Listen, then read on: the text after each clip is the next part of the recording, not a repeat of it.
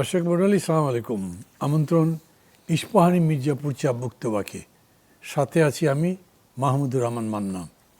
আর আছে আমার সাথে এই আলোচনায় অংশ নিচ্ছেন দুজন সাংবাদিক এবং বিশেষভাবে যে বিষয়ে আলোচনা করব তার উপরে অভিজ্ঞ মানুষ। পরিচয় করে দিই, আছেন প্রবীণ বাংলাদেশি সাংবাদিক, আন্তর্জাতিক সম্পর্ক বিশ্লেষক এবং রেডিও তেহরানের সাবেক সম্পাদক সিরাজুল ইসলাম। আছেন লেখক, গবেষক, কলামিস্ট, ভূরাজনীতিবিদ এবং আন্তর্জাতিক সম্পর্ক বিশ্লেষক জনাব আলতাফ পারভেজ। আপনাদের দুজনকে স্বাগত জানাচ্ছি। আপনার সাথে শুরু করি। আপনি তো মেয়াদিন তেহরান ছিলেন, ঠিক আছে, এবং আমাদের আলোচনা ভাই মানে হেডিংটা আমরা এরকম করেছি, ইরান যুদ্ধ, বিশ্ব রাজনীতি ও বাংলাদেশ। মানে ইরান রাজনীতির প্রেক্ষিত, বাংলাদেশের এখানকার যেটাকে ভূ রাজনীতি বলি, এবং তার সাথে বাংলাদেশ মিলিয়ে ধরেন 47 বছর পর যুক্তরাষ্ট্র বসলো ইরানের সঙ্গে, আলোচনা হলো, ডেভেলপমেন্টগুলো আমরা সবাই জানি, কিন্তু যুদ্ধ কি বন্ধ হলো? সংঘাত তো থামেনি না, এবং সর্বশেষ বসবার কথা বলেও আবার ভেঙে গেল। কোন দিকে যাচ্ছে বিষয়টা? ধন্যবাদ মান্না ভাই। আপনার মতো একজন ব্যক্তির সাথে টকশো করতে পারা বা আপনার সঞ্চালনায়, আপনার সাথে টকশো তো আগে করেছি, আর আপনার সাথে করেছি, কিন্তু আপনার সঞ্চালনায় টকশো করা এটার আলাদা মর্যাদা আছে। সাথে সহ আলোচক আলতাফ পারভেজ ভাই, বিদগ্ধ মানুষ, ধন্যবাদ জানাচ্ছি, শুভেচ্ছা জানাচ্ছি মুক্তবাকের দর্শক শ্রোতা সবাইকে। সাথে যারা কলাকৌশলী হিসেবে আছেন তাদের সবাইকে ধন্যবাদ জানিয়ে শুরু করছি। 47 বছর ইরানে বিপ্লব হওয়ার 47 বছর পর এই বছরে যে সংঘাতটা হলো, এই প্রায় 40 দিনে যে যুদ্ধটা হয়ে গেল ইরান এবং আমেরিকার, তারপরে এক পর্যায়ে আমরা ইরান এবং আমেরিকার ভেতরে যুদ্ধবিরতির আলোচনার একটা বিষয় দেখলাম। তো ইরানের পক্ষ থেকে কথা বলা হচ্ছে যে যুদ্ধবিরতি না, এটা যুদ্ধের অবসান হতে হবে, একদম অবসান। চুক্তিটা এমনভাবে হবে যে ইসরায়েল আমেরিকা ইরানের উপরে আর আগ্রাসন চালাবে না, হামলা চালাবে না। কিন্তু আমেরিকা সেই কথা বলে না। আমেরিকা বলে যুদ্ধবিরতি স্থায়ী করব, তারপরে ইরানের পরমাণু কর্মসূচি থাকবে না, ইরানের ক্ষেপণাস্ত্র কর্মসূচি থাকবে না, ইরানের কাছে যে এনরিচড ইউরেনিয়াম আছে সেগুলো দিয়ে দিতে হবে, তারপরে হরমুজ পল্লী নিয়ে যে সংকট, যে যার কারণে আজকে সারা বিশ্ব খুব বেশি এফেক্টেড, এই হরমুজ প্রণালী খুলে দিতে হবে, আগের যে অবস্থা ছিল সে অবস্থায় থাকতে হবে। অর্থাৎ আমেরিকার যে প্রত্যাশা বা যে কথা, যে দাবি দাওয়া নিয়ে বা যে বিষয়গুলো, যে সংকটকে সামনে রেখে ইরানের সাথে যুদ্ধ করেছে, এবং যুদ্ধে যার ফয়সালা হয়নি সেই ফয়সালাটা আলোচনা টেবিলে করতে চেয়েছে। আলোচনা টেবিলে সে ইরানকে বলতে চেয়েছে বা বাধ্য করতে চেয়েছে যে আমি এইগুলো চাই, এইগুলো দিয়ে দাও। কিন্তু ইরান বলছে যে তোমার সাথে যুদ্ধের ময়দানে আমার যা ফয়সালা হয়নি, তুমি সেই জিনিস আলোচনা টেবিলে চাও, এটা কীভাবে সম্ভব? এটা তো সম্ভব না, দেবো না। ফলে আলোচনা ভেঙে গেছে। এবং সেখানে বলা হচ্ছিল প্রথম দফার আলোচনা, ইসলামাবাদে প্রথম দফা বা এক্সপ্রেশনটা আপনার মতো, মানে এইভাবে তার আমরা পত্রিকায় পড়ি নাই না, এই মোটামুটি ভেতরের ঘটনাগুলো এরকম আমার মতো করে বলছে, আমি তো আমার মতো করে বানিয়ে কোনো কথা বলে তো লাভ নেই, ঘটনাগুলো এরকম হয়েছে। তো তখন, এবং এই যে যুদ্ধের ময়দানে যা ফয়সালা করতে পারোনি সেটা তোমরা আলোচনার টেবিলে চাচ্ছ, এ কথা কিন্তু ইরানি কর্মকর্তাদের বক্তব্য, এটা ইরানি কর্মকর্তাদের বক্তব্য। আর যে ডিমান্ড যেগুলো আমেরিকার, সেই ডিমান্ড তো আছেই একদম সরাসরি ওগুলো, এবং ইরান তো বলছে যে এগুলো এক্সেসিভ ডিমান্ড।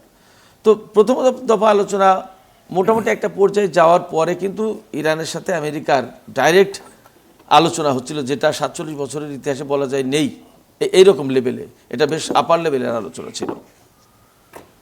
তারপরে নতুন করে আলোচনার চেষ্টাও হয়েছে, এই 2-3 দিন আগে যে আলোচনাটা হওয়ার সম্ভাবনা বা কথা ছিল।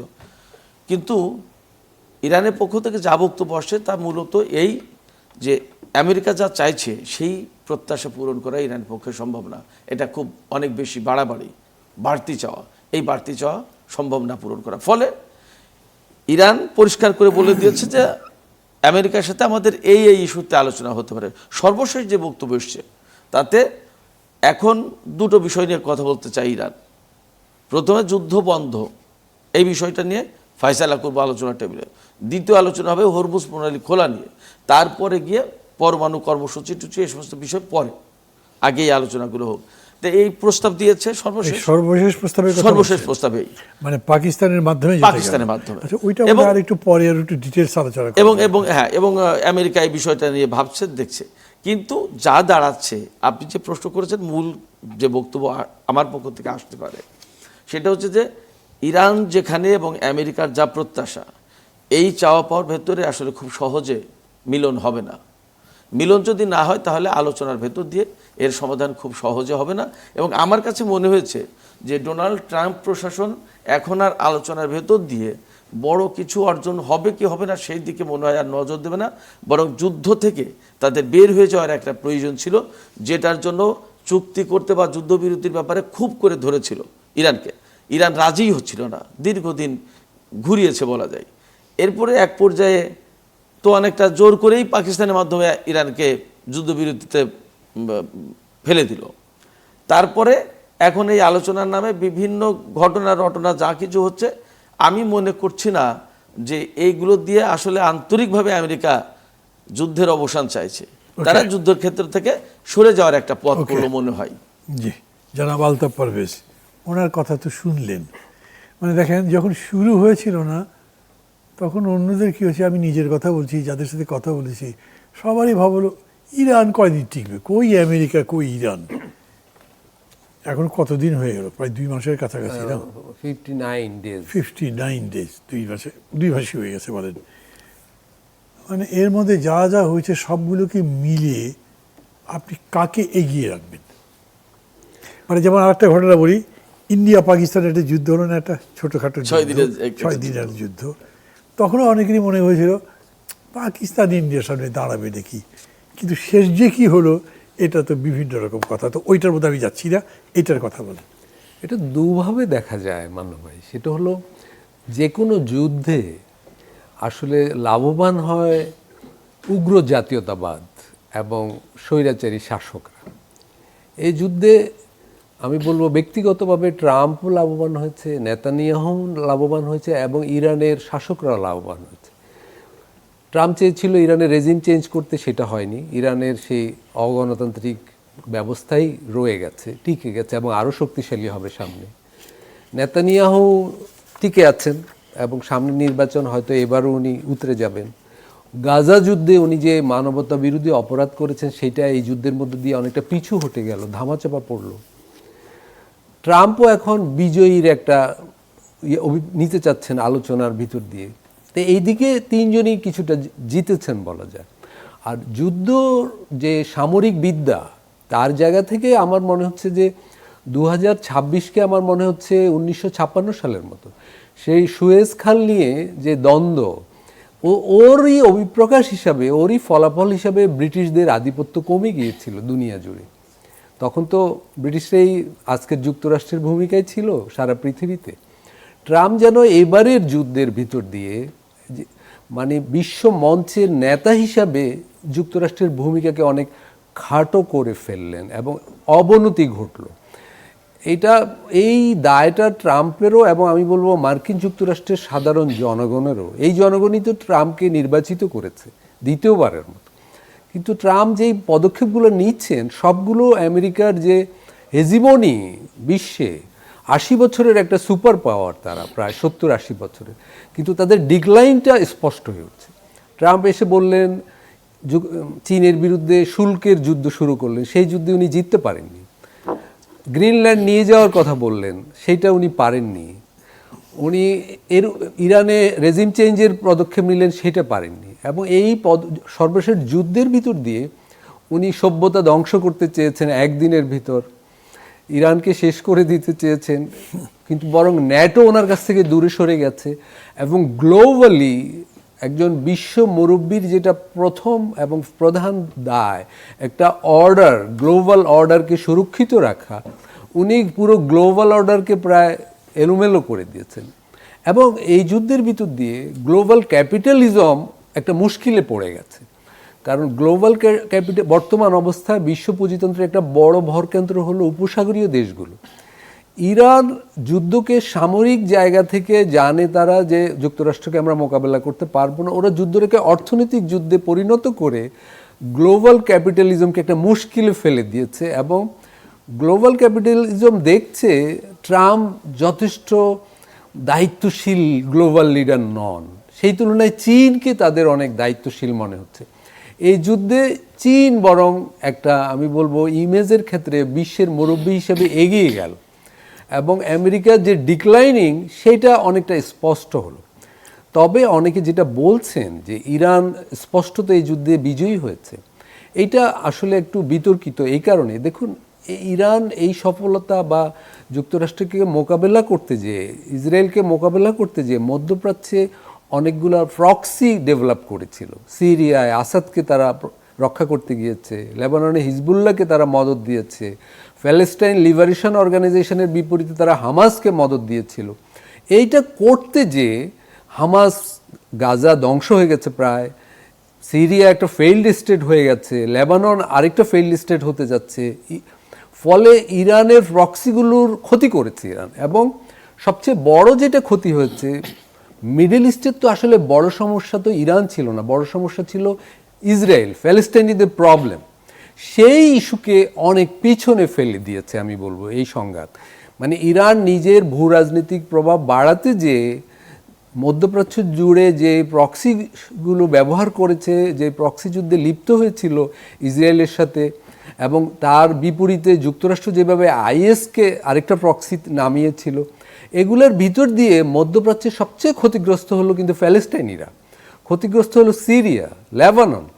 এইটার কিছু দায় কিন্তু ইরানেরও বর্তায়। পিএলওকে প্রায় নিষ্ক্রিয় করে দিয়েছে হামাসের মাধ্যমে, এতে পুরো প্যালেস্টাইন মুভমেন্টে অনেক পিছু হটে গেছে। তো এই জন্য আমি বলছি যে এই যুদ্ধে সামরিক দিক থেকে ইরান যুক্তরাষ্ট্রকে যথেষ্ট মুশকিলে ফেলেছে, সেটা সে যুদ্ধটাকে অর্থনৈতিকভাবে অর্থনৈতিক কৌশল নিয়ে হরমুজ প্রণালীকে ব্যবহার করে, এইটা তার দিক থেকে একটা কৃতিত্বের ব্যাপার। কিন্তু এর জন্য অনেক মধ্যপ্রাচ্যকে অনেক পে করতে হয়েছে। আর ট্রাম্প, আমি বলবো, যুক্তরাষ্ট্রের জন্য অনেক ক্ষতি করেছেন, বিশ্ব পুঁজিতন্ত্রের উনি অনেক মুশকিলে ফেলেছেন। আমাদের মতো দেশগুলোর মানুষ দীর্ঘদিনের জন্য একটা অর্থনৈতিক সংকটে পড়েছে। এরকম বাংলাদেশের মতো দেশের সংখ্যা কয়েক ডজন যারা প্রায় অনেক দিনের জন্য একটা অর্থনৈতিক সংকটে পড়লো, জ্বালানি, অর্থনীতি, কর্মসংস্থান ইত্যাদি। Very very well said. জনাব সিরাজুল ইসলাম, কত বছর ছিলেন আপনি তেহরানে? আমি 16 বছর। তেহরানে 2 দফায় 10 বছর থেকেছি মান্না ভাই। 10 বছর। 10 বছর। মানে হয়তো অনেক জানাশোনা থাকবার কথা। আপনি কি মানে পার্সিয়ান জানেন? ফার্সি ল্যাঙ্গুয়েজ কিছু জানি, কিছু জানেন? খানিকটা জানি, আচ্ছা, মানে কথাবার্তা, স্বাভাবিক কথাবার্তা মোটামুটি মানে জানি। প্রথম আমি প্রশ্ন করব, না আমি এখানে যেটা দেখছি যে রেডিও তেহরানে ছিলেন আপনি 16 বছর, জি, মানে আমাকে যেটা দেওয়া হয়েছে, আর রাজধানী তেহরানে সব কিছু দেখেছেন এগুলো মিলে, এটা 10 বছর ছিলেন। শাসন কাঠামো বলেন, তার প্রতিরক্ষা কাঠামো কাছ থেকে দেখেছেন। জনাব আলতাফ পারভেজ যেরকম করে মূল্যায়ন করলেন, মানে তেহরানে ছিলেন বলতে আপনি শুধু তেহরানকে দেখেছেন তা তো না, পুরো মধ্যপ্রাচ্যই দেখবার কথা। চেষ্টা আমি করেছি। প্রথম প্রশ্ন আপনাকে করতে চাই যে ওনার এই বক্তব্যকে আপনি কিভাবে দেখবেন? আর আরেকটা হচ্ছে যে আপনি কিছুদিন আগে বলেছিলেন যে ইরানের ইসলামী সরকারকে উৎখাত করা খুব সহজ কথা নয়। কিসের ভিত্তিতে বলেছিলেন? যদিও আলটিমেটলি গভর্নমেন্টকে তো তারা চেঞ্জ করতে পারে নাই, আপনার কথা সত্য হয়েছে, তারপরে ওগুলো কিসের ভিত্তিতে বলেছিলেন? এবং উনি যেটা বলেছেন আমি বলবো যে একটু এক ধরনের ইনসাইটের মতো। উনি ওনার কথায় একভাবে উইন উইন সিচুয়েশন বলছেন। উনি আমেরিকা কিছুটা জিতেছে, বেশি ক্ষতিগ্রস্ত হয়েছে। নেতানিয়াহু আমি মনে করি জিতেছেন সবচেয়ে বেশি, তাও আবার তার ক্ষতিও হয়েছে। আর ইরান সবাই মনে করছে জিতে গেছে, কিন্তু উনি বলছে তার ফলে তার প্রক্সি যে স্টেটগুলো ছিল সেগুলো ক্ষতিগ্রস্ত হচ্ছে। সেটা তো হিউজ ব্যাপার। সব মিলে কী বলবেন?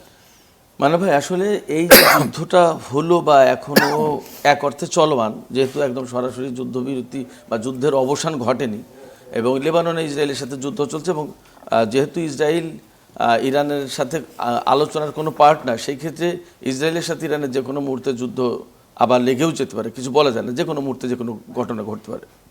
তো যে পরিস্থিতি এখন পর্যন্ত বিরাজ করছে যুদ্ধ শুরু থেকে এ পর্যন্ত, তাতে আমি যদি আলোচনা করি তাহলে আমি বলবো যে এই যুদ্ধের মধ্য দিয়ে খুব বড় রকমের একটা পরিবর্তন হয়ে গেল, শুধু মিডল ইস্টের না, সারা বিশ্বে। আমেরিকার সামরিক শক্তি, রাজনৈতিক শক্তি, কূটনৈতিক শক্তি, অর্থনৈতিক শক্তি, এই প্রত্যেকটা শক্তি মারাত্মকভাবে মার খেয়েছে, ভীষণভাবে ধাক্কা খেয়েছে ইরানের সামনে। হয়তো ইরানের কয়েকজন নেতাকে, মন্ত্রীকে বা সামরিক কর্মকর্তাকে হত্যা করা গেছে, টার্গেটেড কিলিং বা অ্যাসাসিনেশন যাই বলি, সেটা ভিন্ন জিনিস। তারা ভীরু মানুষের মতো পালিয়ে থাকেনি, রাস্তায় মিছিল করেছে, সমাবেশ করেছে, জানাজার অনুষ্ঠান করেছে, সবই করেছে, এর ভেতরে বোমাও মেরেছে, সবই হয়েছে। কিন্তু ফাইনালি আমেরিকা এবং ইসরায়েলের মতো এক আমেরিকা বা ইসরায়েল যে কোনো একটাকে মোকাবেলা করাই যেখানে টাফ, সারা বিশ্বের যে কোনো দেশ বা যে কোনো মানুষ মোটামুটি যারা ধারণা রাখে তারা জানে। আর সেই জায়গায় অ্যাট এ টাইম আমেরিকা এবং ইসরায়েলের মতো দুটো শক্তিকে অ্যাট এ টাইম মোকাবেলা করা, এটা কোনো সাধারণ কোনো কথা না। এখানেই প্রথম বিজয়। দ্বিতীয় কথা হচ্ছে, একেবারে সরাসরি ব্যাটেল ফিল্ডে যদি আমরা দেখি, ইরান যে প্রযুক্তি দিয়ে ইসরায়েল এবং আমেরিকার সাথে যুদ্ধ করেছে, শুধু মোকাবেলা করেনি, ডিফেন্স করেনি, শুধুমাত্র অফেন্সেও গেছে। এবং সেইগুলো যা আমরা দেখলাম, এই প্রযুক্তি মোকাবেলা করতে গিয়ে ইসরায়েল এবং আমেরিকা হিমশিম খেয়েছে। এবং এখনও পর্যন্ত সেই পশ্চিমা গণমাধ্যমেই বের হচ্ছে যে তাদের ক্ষেপণাস্ত্র এত % শেষ, ইন্টারসেপ্টর এত % শেষ। এবং আমরা খুব রিপোর্ট তো প্রচুর পরিমাণে দেখেছি, কাতারের আল উদেইদ ঘাঁটিতে যে আমেরিকার যে সামরিক ইনস্টলেশনগুলো, যে লেটেস্ট প্রযুক্তির রেডার সিস্টেম, জ্যামিং সিস্টেম, আরও আর্লি ওয়ার্নিং সিস্টেম, বাহরাইনে, সংযুক্ত আরব আমিরাতে, সৌদি আরবে, জর্ডানে, কুয়েতে, এর প্রত্যেকটা জায়গায় মারাত্মক রকমের হামলা চালিয়েছে ইরান এবং ভীষণভাবে ক্ষতিগ্রস্ত হয়েছে। কতটা ক্ষতিগ্রস্ত হয়েছে, সৌদি আরবের যে এয়ারবেজে যে হামলা চালালো, সেখানে অ্যাওয়াক্স বিমান ধ্বংস হয়ে গেল, যেগুলো একদম মানে এইরকম বিমান অভিযানের প্রাণ কেন্দ্র বলা যায় অ্যাওয়াক্স বিমানকে। এরপরে আপনার কুয়েতে ভীষণভাবে F-15 যুদ্ধ বিমান, এগুলো আমেরিকার গর্বের ধন, সেগুলো ধ্বংস হয়েছে। F-35 লেটেস্ট প্রযুক্তির, সবচেয়ে লেটেস্ট প্রযুক্তির বিমান, সেটাও হিট করেছে এবং সেগুলো স্বীকার করেছে আমেরিকা। F-16 ধরা খেয়েছে। এরপরে আপনার F-15 যুদ্ধ বিমান ধ্বংস হলো ইরানের ভেতরে, তার পাইলট খুঁজতে অভিযান চালালো, মানে মিথ্যা কথা বলে অভিযান চালালো ইস্পাহানে। ওয়ান সাইড বলছেন, ইরানের ক্ষতি তো আরো হিউজ। জি, এটা একটা দিক বলছেন, কিন্তু ইরানের ক্ষতি তো আরো হিউজ। আমি বলবো অনেকগুলো কথা আছে, এইরকম মানে ক্ষয়ক্ষতির যে সমস্ত দিকগুলো। এবং আপনি খেয়াল করবেন, ইসরায়েলের ভেতরে দিমোনা পরমাণু কেন্দ্র সবচেয়ে বেশি সংবেদনশীল এবং নিরাপদ জায়গা। সেই জায়গায় ইরান আঘাত করেছে একবার না, দুইবার। তো এইরকমভাবে দেখা গেছে। এবং মধ্যপ্রাচ্যে আমেরিকার যত ঘাঁটি ছিল, তার ম্যাক্সিমাম ঘাঁটি একদম তছনছ হয়ে গেছে। এবং এখানকার সেনারা পালিয়ে বেরিয়েছে হোটেলে, বিভিন্ন বেসামরিক স্থাপনায়, এবং সেই সমস্ত জায়গা থেকে লোকজন তাদের ব্যাপারে তথ্য দিয়েছে, ইরান সেখানেও হামলা চালিয়েছে। তো সেক্ষেত্রে ইরানকে যেভাবে ছোট করে দেখার প্রবণতা ছিল বা অনেক মানুষের ভেতরে আছে, এই বিষয়গুলো মিথ্যা প্রমাণ করেছে। এখন যদি কেউ গ্রহণ না করে, সেটা তার দৈন্যতা। আর ইরানের ক্ষতি হয়েছে, ইরানের ক্ষতি তো হবেই। আমেরিকা এবং ইসরায়েলের মতো দুটো শক্তি অ্যাট এ টাইম হামলা চালাচ্ছে, এত ক্ষতি হতেই পারে, হবে, এটা স্বাভাবিক। কিন্তু আমেরিকা এবং ইসরায়েলকে যেভাবে মোকাবেলা করেছে, বিরতিতে যাব, শেষ করে ফেলব। জি, আমেরিকা এবং ইসরায়েলকে অ্যাট এ টাইম ইরান যেভাবে মোকাবেলা করেছে এবং হরমুজ প্রণালী যেভাবে আটকে রেখেছে, এটা খোলার হিম্মত কিন্তু আমেরিকার হয়নি বা তার সাথে কারোরই হয়নি মিলে। এই হরমুজ প্রণালী আটকে রাখার ব্যাপারটাই ইরানের তার যুদ্ধ কৌশল, তার সামরিক অবস্থান এবং তার শক্তি, এগুলো সব কিছু প্রমাণ দিচ্ছে। ফলে এই যুদ্ধে আসলে ইরান কতটা এগিয়ে এবং আমেরিকা ইসরায়েল কতটাকে তা পরিষ্কার। এই যুদ্ধের ভেতরে সবচেয়ে বড় যে কাজটা হয়েছে সেটা হচ্ছে যে আমেরিকা বিশ্ব অঙ্গনে খুব অপমানিত হয়েছে মারাত্মকভাবে, সেটা সামরিক দিক দিয়ে, রাজনৈতিক দিক দিয়ে, কূটনৈতিক দিক দিয়ে, সব দিক দিয়ে। এমনকি এই যে ডোনাল্ড ট্রাম্প তো ইরানের পেছনে পেছনে ঘুরছে একটা চুক্তির জন্য, ইরান সেটাকে পাত্তাই দিচ্ছে না। সর্বশেষ গত শুক্রবারে যেটা এরকম করে বলছেন কেমনি আপনি? জি, এইবার সর্বশেষ আমরা যেটা দেখলাম, হ্যাঁ ইরান খুব দেখেছে, কিন্তু তারপরে তারা পাকিস্তানে গেছে, গিয়ে একটা রিটেন প্রপোজাল তো দিয়েছে। তাদের কাছ থেকে একটা প্রপোজাল দিয়েছে যে আমাদের এই প্রস্তাব দেখো, তোমরা বলো আমেরিকাকে এই প্রস্তাবে তারা আলোচনায় আসতে চায় কিনা। আবার ওরা বলেছে ওরা যখন আমাদের সাথে কথা বলবে না তখন আমি যাবোই না, ফ্লাইট ক্যান্সেল করেছে। যাবে না, যেরকম বলছে পেছনে ঘুরছে, তাই কি বলা যাবে? যাবে না ব্যাপারটা তা না, বরং এখনো ডোনাল্ড ট্রাম্প বলছে যে ইরানের সাথে আমাদের কথা হচ্ছে, একটা চুক্তি হবে। All time he is telling lie. আপনার কাছে আসি যারা আলতাফ পারভেজ, আপনার কাছে আমার প্রশ্ন, মানে ঠিক একদম ডাইরেক্টলি মিডল ইস্টে একটু এক্সটেন্ড করি। সেটা হচ্ছে মানে আমেরিকার এত ইনফ্লুয়েন্স ইত্যাদির কথা বলা হলো, আবার আমাদের পাশে আছে ভারত, আমাদের জন্য বিরাট পাওয়ার একটা। ভারত এবং আমেরিকার মধ্যে প্রতিরক্ষা চুক্তি আছে, তারা কোয়াডের সদস্য। কিন্তু কিছুদিন হয়, খুবই রিসেন্টলি রাশিয়ার সাথে ভারতের একটা প্রতিরক্ষা চুক্তি হচ্ছে, আলোচনা এসছে, the reciprocal exchange of logistics support, সংক্ষেপে বলে রেলোজ বলে। চুক্তিটি এই বছরের জানুয়ারি থেকে কার্যকর হয়েছে। এতে উভয় দেশের সেনা, নৌ এবং বিমান বাহিনী অন্য দেশের ঘাঁটি স্থাপনা ব্যবহার করার অনুমতি পাচ্ছে। আবার ভারত ব্রিক্স প্লাসেরও সদস্য। বর্তমান বৈশ্বিক রাজনীতির বাস্তবতায় ভারত কি যুক্তরাষ্ট্র এবং রাশিয়া উভয় পক্ষের সাথে কূটনৈতিক ভারসাম্য বজায় রাখতে পারবে? কিভাবে তারা সে চেষ্টা করবে? প্রশ্নটা কেন আনলাম ওখান থেকে, যে ভারত দূরেই আছে এই মধ্যপ্রাচ্য ক্রাইসিস থেকে। ভারত আমেরিকার খুব ঘনিষ্ঠ বন্ধু, আবার ইরানেরও বন্ধু, এবং অবস্থাটা বজায় রেখে চলছে। কিভাবে বলবেন? আসলে আপনার কথা অনেকাংশেই সত্য, শুধু একটু যুক্ত করা যায়, ভারত খুব একটা দূরে নেইও, নেই অর্থে যে ইসরায়েলের খুবই ঘনিষ্ঠ।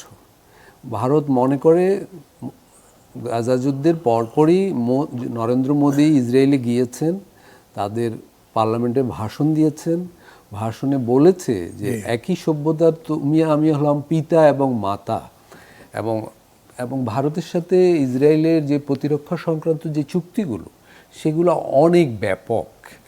ফলে এই মধ্যপ্রাচ্য বিষয়ে সে একটা পক্ষ নীরবে, কিন্তু ইরানে যে আগ্রাসন হলো সেইখানে ভারত কূটনীতিকভাবে সামরিকভাবে দূরত্ব বজায় রাখছে, এটা আপনি ঠিকই বলেছেন।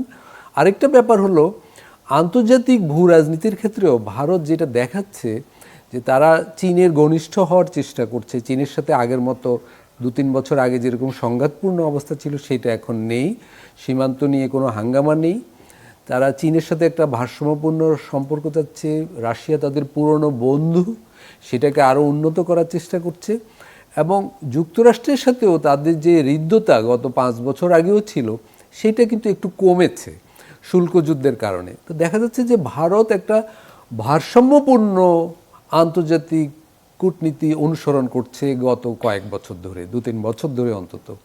তারা যুক্তরাষ্ট্রের সাথে কিন্তু শুল্ক বিষয়ে যেই অবস্থান নিয়েছিল সেটা কিন্তু নৈতিকভাবে খুব শক্তিশালী। আমরা দেখুন ভারতের সাথে যদি তুলনা করা যায়, আমরা যখন এই জ্বালানি সংকটে রাশিয়ার তেল কেনার জন্য আমেরিকার অনুগ্রহ এবং অনুমতি প্রার্থনা করছি, ভারত কিন্তু এতটা নাজুক অবস্থায় নেই।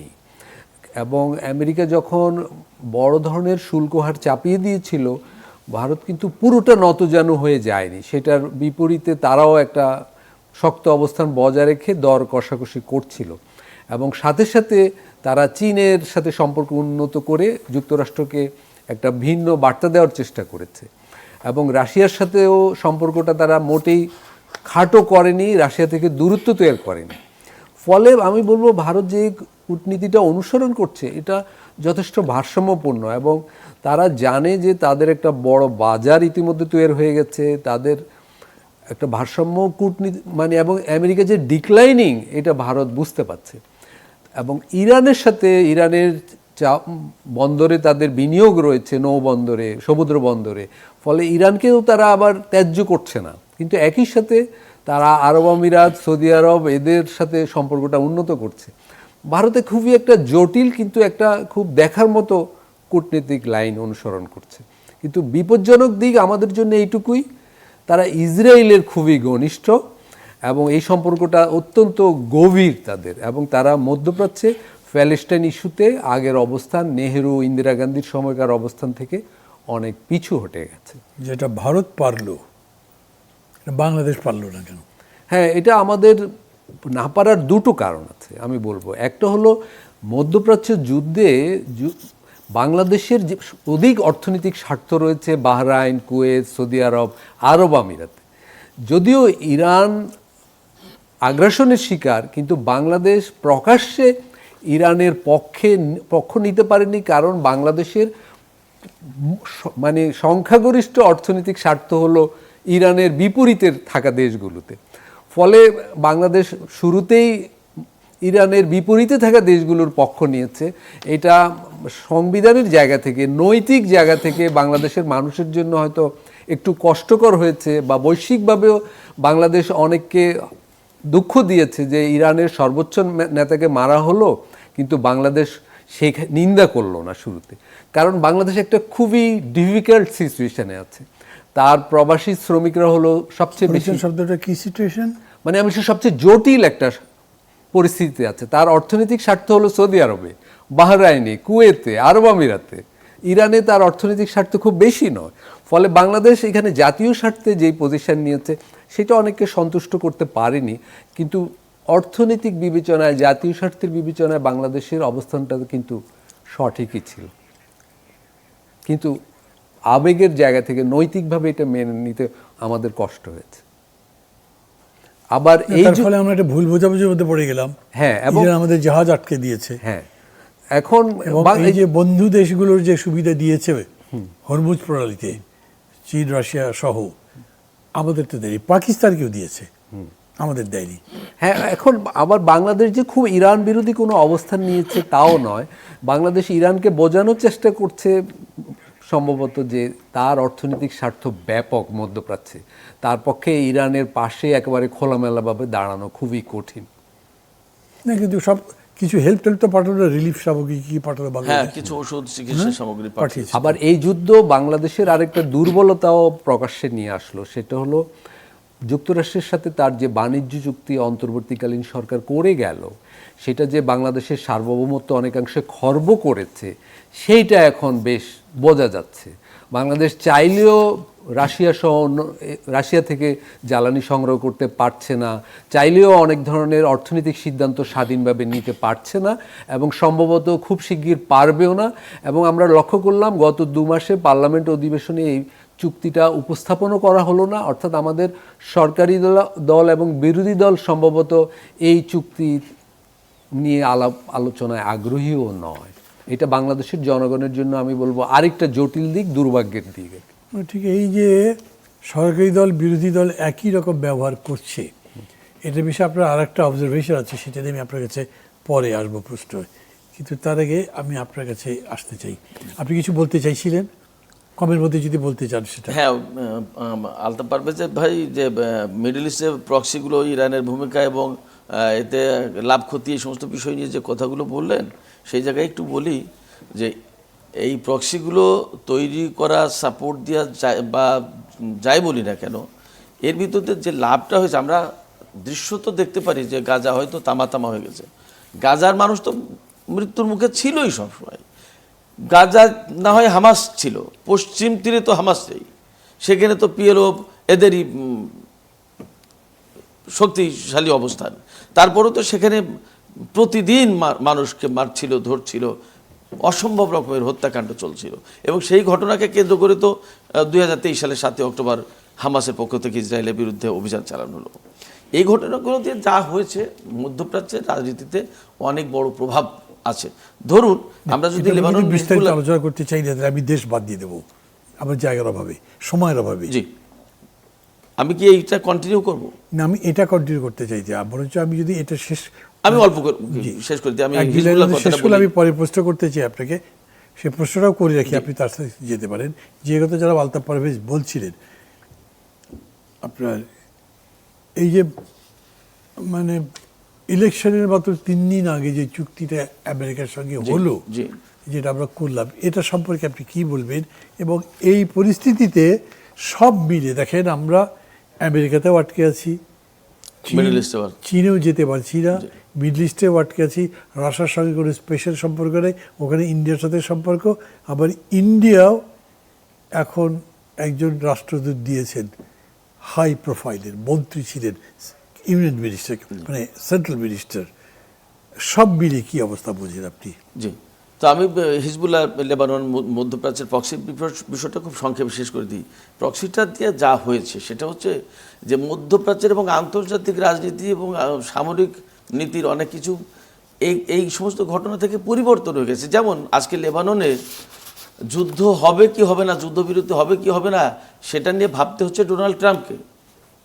এটা কিন্তু এইগুলো যদি না হতো তাহলে আমরা 1973 সালে যে যুদ্ধটা, 6 দিনের যে যুদ্ধটা, বা 67 সালে যে যুদ্ধ, এই সমস্ত যুদ্ধের দিকে যদি তাকায় দেখব যে আরব বিশ্বের কি ভয়ঙ্কর একটা করুণ পরিণতি, করুণ পরিস্থিতি।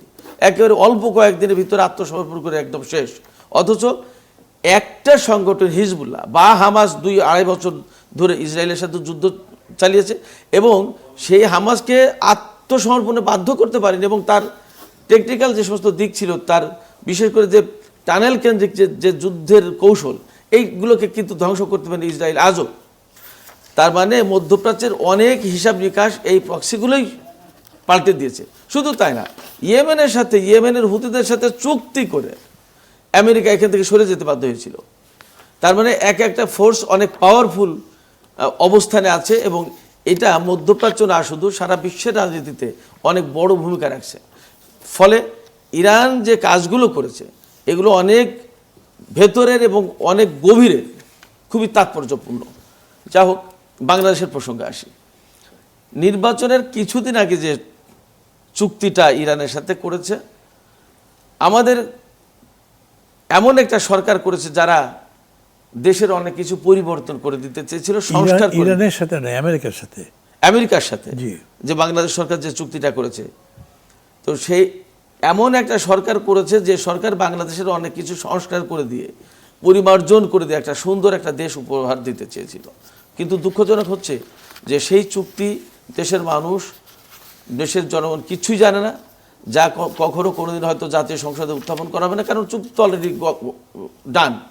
ওটা নিয়ে আর এখন কেউ উত্থাপন করবে? বরং ওর যে নাজুক দিকগুলো, সেইগুলো নিয়ে নাড়াচাড়া করলে এখন বরং বিপদই মনে হয়। সেই ক্ষেত্রে হয়তো আমি যা ধারণা করছি যে হয়তো সরকার কূটনৈতিক উপায়ে আন্ডার দ্য টেবিল হয়তো বিষয়গুলোর আরও কোনো ডেভেলপমেন্ট ঘটানো যায় কিনা, আরও কোনো কিছু সংশোধন, পরিবর্তন কিছু করা যায় কিনা, হয়তো সেই চেষ্টা করতে পারে বা করা উচিত। কিন্তু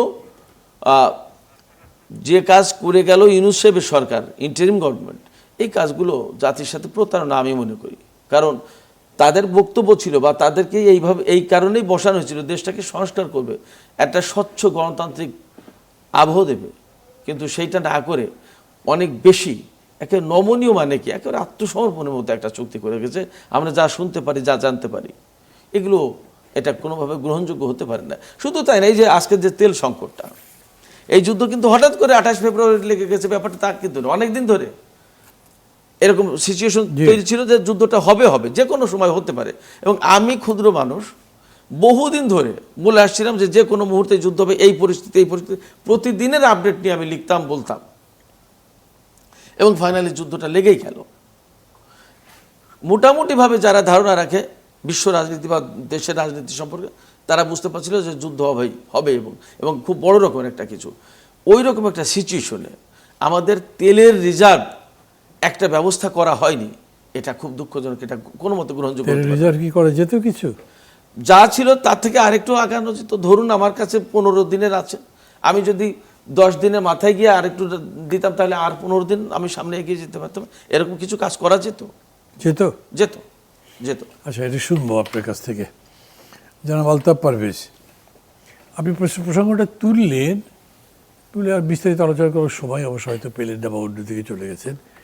এই যে এইরকম সময় এরকম একটা চুক্তি করা হলো কেন? আমেরিকার সাথে যে চুক্তিটা করা হয়েছে সেটার কথা বলছি। এবং এখন যে পরিস্থিতি, ধরেন আপনি বললেন যে এটা সংসদেও প্লেস করা হয়নি, তারপরে এই সরকার চিঠি লিখেছে আমরা তেল আনতে চাই রাশিয়ার থেকে, তোমরা অনুমতি দাও। বেশ কিছুদিন অপেক্ষা করবে, পরে অনুমতি পাওয়া গেছে, কিন্তু সংসদে তোলা হলো না। এটার ভবিষ্যৎ কি? এটা থেকে মানে এটা নিয়ে আমরা কী করব? এই গভর্নমেন্টই কী করবে? এই চুক্তি রেখে, এই চুক্তি রিভাইজ করে, রিভিউ করে বা একদম বাতিল করে বা কী করতে পারবে এখন এটা? আসলে প্রথমত এই চুক্তি নিয়ে আসলে জনগণের কাছে তুলে ধরার দরকার আছে। দেখুন মান্না ভাই, আপনি জানেন, হয়তো সিরাজ ভাইও জানেন, নেপালের সাথে ভারতের একটা চুক্তি আছে 1950 সালে। নেপাল কিন্তু পুরোপুরি স্বাধীনভাবে সব সিদ্ধান্ত নিতে পারে না প্রতিরক্ষা সংক্রান্ত বিষয়ে, অর্থাৎ সার্বভৌমত্ব কম্প্রোমাইজড, সেটা করতে হয়েছে তাদের একসময়।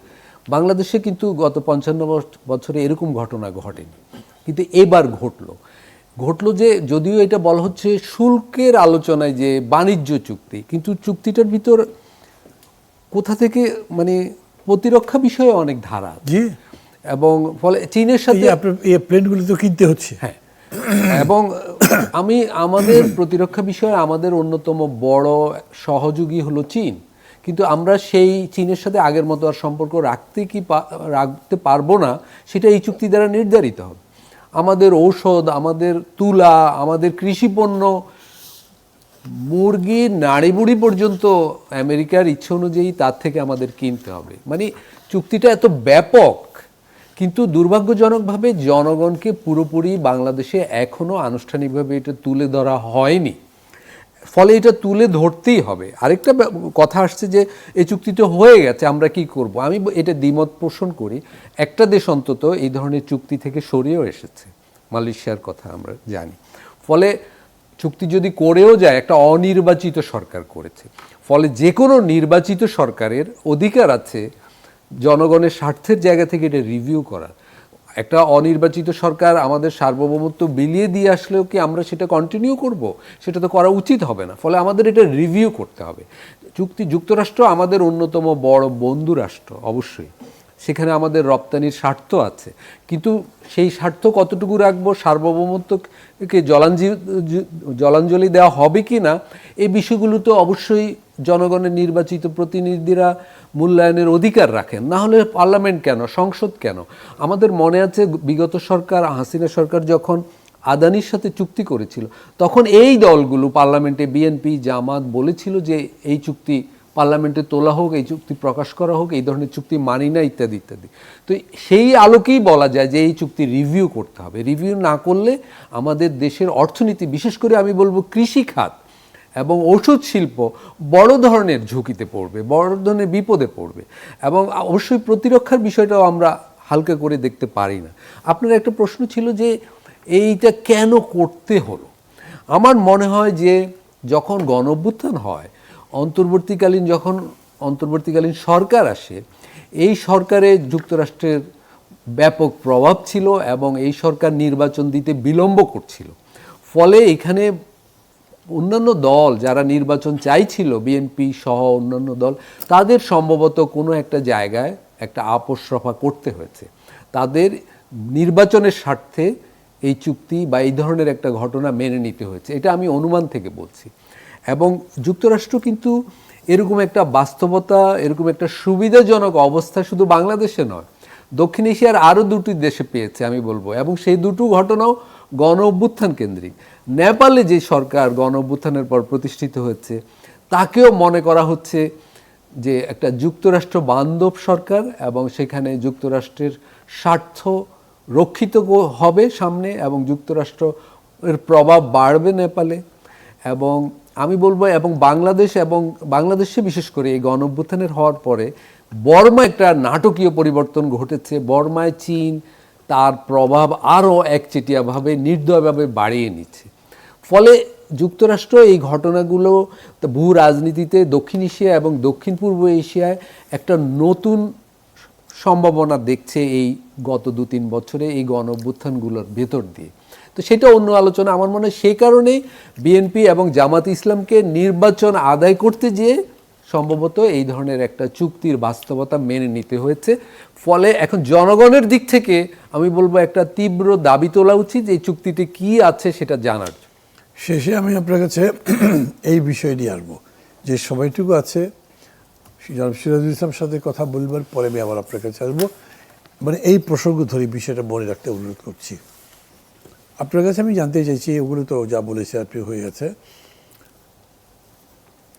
IMF ঋণের পরবর্তী কিস্তি যেটা আগামী জুনে পাওয়ার কথা ছিল $1.3 বিলিয়ন, সেটা স্থগিত করার সিদ্ধান্ত নিয়েছে।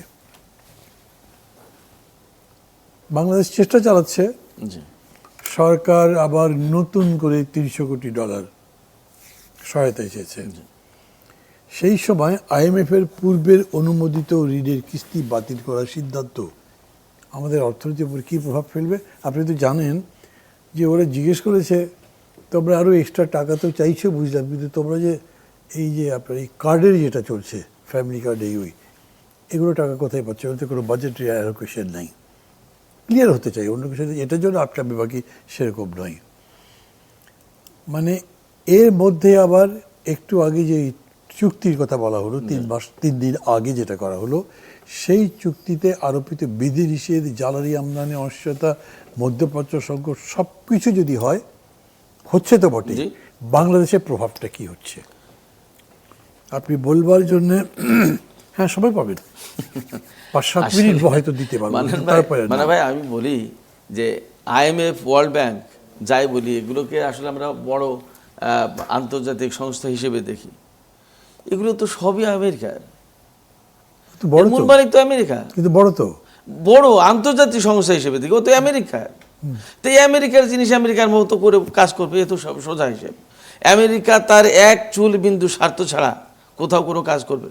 1, 2 হচ্ছে আমেরিকার তো সবচেয়ে বড় টুলস এই ওয়ার্ল্ড ব্যাংক এবং IMF, যে এগুলো ব্যবহার করে তো আমাদের মতো দেশকে, বিশেষ করে যেখানে গ্রিনল্যান্ডের মতো দেশ সব গ্রিনল্যান্ড নিয়ে নিতে চাই, ব্রিটেনকে সেদিন হুমকি দিয়েছে আপনার ফকল্যান্ড দ্বীপপুঞ্জ নিয়ে সে দেখে নেবে। ব্রিটেন এই ইরানের বিরুদ্ধে যুদ্ধে আমেরিকাকে অকুণ্ঠ সমর্থন দেয়নি বলে ফকল্যান্ড দ্বীপপুঞ্জ নিয়ে সে নতুন করে ভাববে, ডোনাল্ড ট্রাম্প বলেছে নতুন করে ভাববে কেন, ব্রিটেনের কাছ থেকে নিয়ে আর্জেন্টিনাকে দিয়ে দেবে। এই তো কাহিনী। তার মানে কি, এইটা করলে না তুমি, তো আমি এইটা করব। আমাদের সরকারের কাছে তার আরও চাওয়া পাওয়া আছে। মেবি এই চুক্তিটাই হয়তো বহাল রাখতে চাই, হয়তো এই চুক্তি নিয়ে দেন দরবারে ইতিমধ্যেই খলিল সাহেব শুরু করেছেন আমাদের পররাষ্ট্রমন্ত্রী, তাই মেবি হতে পারে। কূটনৈতিক মানে কি আপনি একদম ওয়াইল্ড গেস করছেন, কোনো লক্ষ্য দেখে বলছেন? আমি লক্ষণ তো আছে, লক্ষণ তো থাকতেই পারে, কারণ এটা তো একটা বিপদ, এবং এটা নিয়ে আজকে না কালকে তো জনগণ অবশ্যই তুলবেন। আলতাফ ভাই যেভাবে বললেন তাতে তো জনগণ জানবেন, দিনে দিনে দিনে দিনে জনগণের ভেতরে এইটা নিয়ে একটা ক্রিয়া প্রতিক্রিয়া হবে না, হবে। তো সেই জায়গায় যেখানে সরকার এটাকে সংসদে তুলছে না, কোনো না কোনোভাবে তো এটা নিয়ে আলোচনা, একটা দফারফা একটা কিছু করতে হবে। এটা তো অনির্বাচিত সরকার যে চুক্তি চাপিয়ে দেখেছে আমাদের ভিতরে, এটা তো গণবিরোধী চুক্তি। তো তাই যদি হয় তাহলে কি করতে পারবেন? এই চুক্তি আপনি গাড়ি জোরে তো বাতিল করতে পারবেন না, বাতিল করতে হয়তো পারবো না। সেই জন্যই ওই কূটনৈতিক তৎপরতার প্রশ্ন মেবি হতে পারে, সেই তৎপরতা শুরু করেছে সরকার। আমি মেবি বলছি এই কারণে যে আমি তো সরাসরি জানি না, যদি তৎপরতা শুরু করে থাকে না, কিন্তু আমরা তো কোনো লক্ষণই দেখছি না। না হতে পারে লক্ষণ, এটাও হতে পারে। তো আমি যে বলছি যে যখন আমরা গিয়ে বলছি যে আমাদের এই চুক্তিটা আমরা একটু রিভিউ করতে চাই, তখন খাড়া করে দিয়েছে IMF এর ঋণ। আমরা কি বলেছি যে রিভিউ করতে চাই? আমি বলছি, আমি ভাবছি, এবং ভাবনা তো অনেক গ্রাউন্ড থাকে। যখন আমরা এরকম হয়তো বা বলছি যে আমরা এটা রিভিউ করতে চাই, বা এইটা নিয়ে কোনো আলোচনা করতে চাই, কিছু না কিছু, বা এই কেন্দ্রিক কোনো আমাদের পক্ষ থেকে কোনো ইঙ্গিত দেয়া হয়েছে বা হচ্ছে বা হবে, তাদেরও তো সব কিছু ইনফরমেশন তাদের কাছে যায়, থাকে, রাখার ব্যবস্থা করে। এইরকম জায়গা থেকে তখন দেখা গেলো IMFকে খাড়া করে দিল যে তুমি বলো এই এই এই এই এই ঋণ কিন্তু তোমাদের দেওয়া হবে না, এবং এই ঋণ দিতে গেলে এবার অন্তত 10টা বিষয় নিয়ে টানবে, এইটা কি করছো, ওইটা কি করছো। এটা জাস্ট আমাদের জাতীয় সার্বভৌমত্বের লঙ্ঘন, এবং আমেরিকা এগুলো করে যাচ্ছে, সারা বিশ্বে এটা করবে। জি, ওকে। জনাব আলতাফ পারভেজ এই চ্যানেলে মানে 24-এ আর একটা অনুষ্ঠান হয় মুক্ত মঞ্চ, ওইখানে আপনি আসছিলেন বোধহয় 2 দিন বা 3 দিন আগে। জি, সেখানে বলেছিলেন সরকারি দল এবং বিরোধী দলের মধ্যে একটা অলিখিত সমঝোতা ঘটে গেছে। আপনার কাছ থেকে শুনতে চাই কি মানে কেন মনে করছেন? সেগুলো দেখুন, এগুলো মনে করার কারণ যেমন একটা তো আমি আগেই বললাম যে এই বাণিজ্য চুক্তি যেটা খুবই গুরুত্বপূর্ণ একটা বিষয়, সেটা কিন্তু সংসদে উত্থাপিত হলো না এবং বিরোধী দল থেকে একজন সদস্য বললেন না যে এই চুক্তিটা উঠানো হোক। এইটা এর বাইরেও অনেকগুলো কারণ আছে দেখুন, এবং আমি বলবো সংসদের প্রথম অধিবেশনের প্রথম মুহূর্ত থেকেই শোক প্রস্তাব থেকে মনে হয়েছে উভয় দলের ভিতর একটা সমঝোতা আছে। একটা শোক প্রস্তাব বিরোধী দলের সদস্যরা যত নাম দিচ্ছিলেন, যারা পার্লামেন্ট সদস্যও নন এবং বিতর্কিত রাজনীতিবিদ, তাদের নামও শোক প্রস্তাবে সরকারি দল ইনক্লুড করে ফেলছিল। এরকম ঘটনা বাংলাদেশের সংসদীয় ইতিহাসে আমরা দেখিনি। এই যে হামের ঘটনায় শিশুরা মারা যাচ্ছে, প্রতিদিন 8-10 জন, করোনা গেলেও এত শিশু মারা যায়নি, এটা একটা হেলথ ইমার্জেন্সি, কিন্তু এই বিষয়টা কোনো বিরোধী দল সংসদে তুলছে না। এরকম অনেকগুলো বিষয় আমি দেখছি বিরোধী দলের ভূমিকাটা আমার মনে হচ্ছে ওরস্যালাইন তৈরির একটা ফর্মুলার কথা বলা হচ্ছে যে 1 চিমটি লবণ 1 মুঠ গুড়, এরকম আমার বিরোধী দলের বিরোধিতাও এরকম মনে হচ্ছে যে কিছু অল্প অল্প বিরোধিতা হবে, এক চিমটি লবণ 1 চিমটি গুড়ের মতো। কিন্তু মোটা দাগে যেগুলো গুরুত্বপূর্ণ বিষয়, যেমন সংস্কারের বিষয়েও বিরোধী দল বলছে বটে, জনসভা করছে, নানা বিষয়ে বলছে সংস্কার করতে হবে, গণঅভ্যুত্থানের এজেন্ডাগুলো বাস্তবায়ন করতে হবে, কিন্তু এই বিষয়ে তো স্থানীয় সরকার বিষয়েও যেই অধ্যাদেশগুলো মানে সরকার অন্তর্বর্তীকালীন সরকারের অধ্যাদেশ অনুমোদন করে ফেললো, বিরোধী দল কিন্তু এগুলো নিয়ে শক্ত কোনো প্রতিবাদ গড়ে তুলতে পারেনি। মনে হচ্ছে যেন একটা নীরব সম্মতি তাদের আছে। আপনি দেখুন, উপজেলা পরিষদে এমপিদের কক্ষ থাকবে, এই বিষয়ে কিন্তু হাততালি পড়েছিল বিরোধী দলের জায়গা থেকেও। না, তারা তো একসাথে মিলেই এনার্জি ক্রাইসিসের সমাধান করার প্রস্তাব দিয়েছে। হ্যাঁ, কিন্তু সংস্কার এনার্জি ক্রাইসিস নিয়ে একসাথে কমিটি করার আগেই কিন্তু এনার্জির দামটা বাড়িয়ে ফেলা হয়েছে। হ্যাঁ, কিন্তু ওখানে তারা প্রোটেস্ট করে নেই, না সেরকম কোনো সিরিয়াস রেজিস্ট্রেশন। এই সব মিলেই আমি বলছি যে একটা অলিখিত অপ্রকাশ্য কিন্তু অনুমানযোগ্য সমঝোতা দেখা মানে আপনাকে একটু সাহায্য করার জন্য বলি, যদি আমাদের ওই তো সবাই তো একটা শেষের দিকে তাড়া থাকেই, যাদের কথা বলছেন বিরোধী দল জামাতে ইসলামী দীর্ঘদিন কি অবস্থা ছিল সবাই তো জানে। সেই তুলনায় এইবারে নির্বাচনে তারা তো প্রায় আকাশের চাঁদ হাতে পাওয়ার মতো বিশাল ফলাফল। যদিও শেষের দিকে তাদের চোখ আরও বেশি ফুটে গেছে, তারা ভেবেছিল ক্ষমতায়ও চলে যেতে পারি বা 100 সিটের উপর পেয়ে যেতে পারি, সেটা পায়নি, সেগুলো নিয়ে মামলা টামলা করেছে। কিন্তু তারা ভাবতেই পারে কোথায় ছিলাম কোথায় আসছি, একটু কনসলিডেট করি, বাবা হুড়হাঙ্গামার দরকার কি, মাঝে মাঝে লিপ সার্ভিস দেবো, বিরোধিতা করব, কিন্তু রাজপথের যে আন্দোলন সত্যিকার জনগণ জনে ওইটা করার চাইতে এরকম করে যদি যাই, তাহলে যে অবস্থায় বিএনপি যাচ্ছে ওরা আস্তে আস্তে এমনিতেই বসে যাবে, আগামী নির্বাচনে আমরাই আবার এসে যাব। ফ্যাক্টর হলো ইন্ডিয়া, ফ্যাক্টর হলো আমেরিকা, ওইটা কী করা যায় সেটা পরে দেখা যাবে, সেটার প্রতিফলন হতে পারে এটা। হ্যাঁ, সেরকমই মানে বিএনপিকে অজনপ্রিয় হওয়ার দিকে তারা নির্বিঘ্নে এগুতে দিবে, তারা সেই অজনপ্রিয়তাকে নিজেদের ভোট বাক্সে নিয়ে আসতে চাইবে, এই ধরনের কৌশল নিয়ে বিরোধী দল এগুচ্ছে। কিন্তু এতে ক্ষতিগ্রস্ত হচ্ছে কিন্তু সাধারণ জনগণ। একটা শক্তিশালী প্রতিবাদী বিরোধী দল বাংলাদেশের মানুষের খুব প্রয়োজন। 1 মিনিটের জন্য আপনি জবাব দেবেন, ভারতের যে রাষ্ট্রদূত যাকে নিয়োগ দেওয়া হয়েছে আপনি জানেন, হাই প্রোফাইলের, এত ব্যাখ্যা করার সময় নেই আমার, কিন্তু 1 মিনিটে বলতে হবে আপনাকে। ভারত এই সামগ্রিক বিষয়গুলো যুক্ত করে এনাকে দেওয়া কিভাবে দেখছেন? আমি বলবো এটা সরাসরি বিজেপির রাজনীতির একটা প্রতিফলন। একজন কূটনীতিবিদকে দেওয়া আর একজন রাজনীতিবিদকে দেওয়া, এবং যেই রাজনীতিবিদ একটা বিশেষ দলের, তার মানে ওই আদর্শ বহন করে নিয়ে আসবেন উনি বাংলাদেশে। ওনার দৃষ্টিভঙ্গি বিজেপির স্বার্থ দ্বারা চালিত হবে, ততটা নয় ভারতের স্বার্থ, ভারতের জনগণের দৃষ্টিভঙ্গি, বাংলাদেশের জনগণের দৃষ্টিভঙ্গি। আমি বলবো একজন, যেহেতু উনি বিজেপির রাজনীতিবিদ, উনি একসময় তৃণমূলে ছিলেন, এই ঘরানার রাজনীতি দৃষ্টিভঙ্গি নিয়ে উনি বাংলাদেশে আসবেন, এবং এটাও বাংলাদেশের জন্য একটা চাপ হিসাবে কাজ করবে, কারণ উনি বিজেপির খুব সিনিয়র একজন পলিটিশিয়ান। প্রভাবশালী রাজনীতিবিদ। আমার মনে পড়ছে, আপনারা হয়তো খেয়াল আছে, 1972 সালে প্রথম যিনি বাংলাদেশে ভারতের রাষ্ট্রদূত হয়ে এসেছিলেন সুবিমল দত্ত, উনিও এরকম সিনিয়র ছিলেন এবং উনি অল্প কিছুদিন পরে উনি ফিরে গিয়েছিলেন এবং বাংলাদেশের তখনকার শাসকদের সাথে ওনার দৃষ্টিভঙ্গি ম্যাচ করেনি। জি, থ্যাংক ইউ জনাব আলতাফ পারভেজ এবং জনাব সিরাজুল ইসলাম। খুবই ভালো আলোচনা হয়েছে। আমি মনে করি দর্শকরা হয়তো উপভোগ করেছে, যারা যারা শুনেছেন শিখেছেন অনেক কিছু। দুজনকে ধন্যবাদ জানাচ্ছি। আমি আমার অনুষ্ঠান শেষ করবার দিকে যাব। দর্শক মণ্ডলী, এতক্ষণ ধরে এই আলোচনা শুনেছেন আপনারা, তাদের পরিচয় সম্পর্কে তো আমি আগেই বলেছিলাম।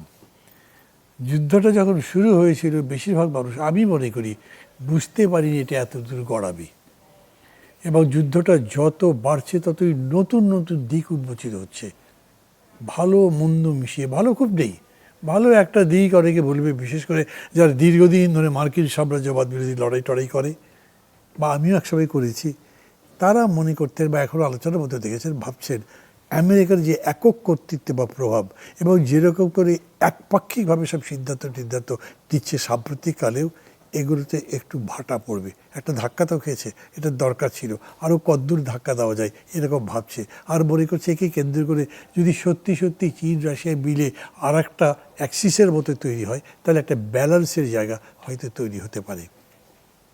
বাংলাদেশের জন্য কি হবে?